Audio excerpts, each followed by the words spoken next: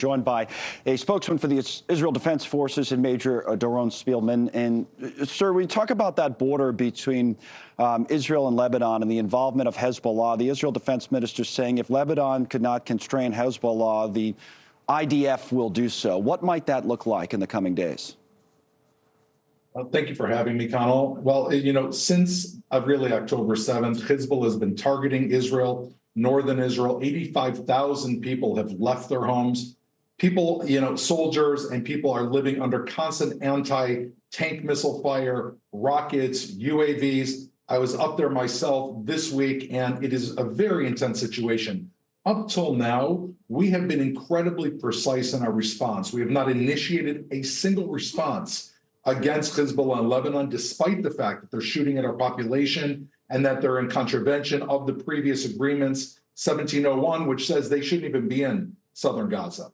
The next stage up, if the world cannot convince Hezbollah to rein in its terror and move beyond the 17-kilometer Litani River, would be a more all-out campaign against them because their technology and their infrastructure is still intact. Only when they use it against us are we responding. So I think that's what a more ratcheted up picture would look like. Okay, because it's not just there, as you know, Kelly reporting on those 7 fronts, the potential for war on 7 fronts being shown on the map now. Gaza we know about, we've talked about Lebanon, Syria, the West Bank, Iraq, Yemen, and Iran are the others that you see in red there. But when you say, to be clear, that you're thinking about ratcheting up, you're ratcheting up from an area where rocket fire is already being exchanged, but you're talking about another phase in this, and Lebanon is the place we should watch. Look, we've said from the very beginning, Lebanon is being pulled into a war they should never be in.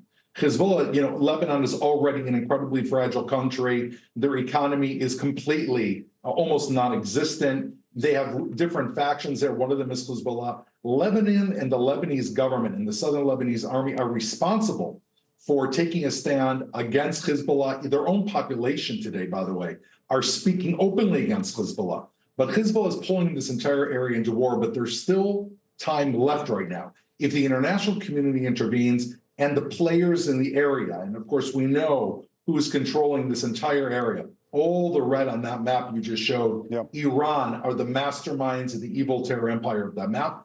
If these entities can cause Hezbollah to reign in their terror, we don't have to hit that stage. But if that doesn't happen, we're gonna have no chance, no choice but to respond, because we have to allow people to return back to their homes in northern Israel. So as we talk about this potential for ratcheting up the war effort even more, what would you say about the hostages? This American citizen, Judy Weinstein, 70 years old, that we talked about a moment ago, confirmed dead. Again, she was thought to be held hostage, but I guess it turns out she was killed on the 7th of October. What would you say about the effort that is still being made, though, to get some of these hostages that are still in Gaza out, even as the IDF seems to be talking about more war, more efforts from the military in a number of different places in the region? Well, Connell, we have been from the very beginning, all of our forces have 2 goals, and this is very difficult to jive together. One goal is the absolute destruction of Hamas, and the other goal are to bring home our hostages who undoubtedly are being held by Hamas deep inside tunnels, because Hamas knows that this is a bargaining chip for them. They don't care about the life of our hostages. Right. They just care about this as a bargaining chip. Our forces, and you're asking this at a very opportune time, after the unfortunate killing of 3 of our own hostages, we have gone through the entire army and upped the preparation of our soldiers to identify hostages amidst battle, which is extremely difficult. We've been training forces since October 7th how to engage with forces that are guarding hostages underneath the ground. But this is going to take time. I was in the largest tunnel yesterday in the Gaza Strip. You're looking at shafts that go down 170 feet, doorways going into everywhere. There's booby traps and terrorists everywhere. It's going to take time to defeat Hamas, to get through these tunnels, and to bring their people home. Do you know how many hostages are there? How many are still alive? Do you have a number at this point? We're not releasing the number publicly because for one main reason, that the numbers consistently change. And right. Why is this happening? Why is Judith and her husband, why is this recently happening? Part of these are because of intel reports and interrogations.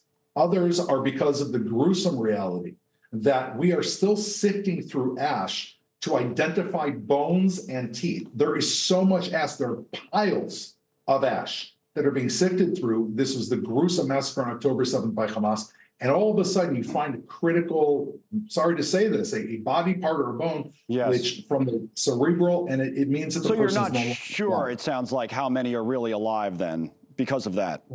We are, again, it's constantly changing. That's why we're very hesitant. And let's not forget, Hamas has already killed some of them while they are hostages. So that number is also changing.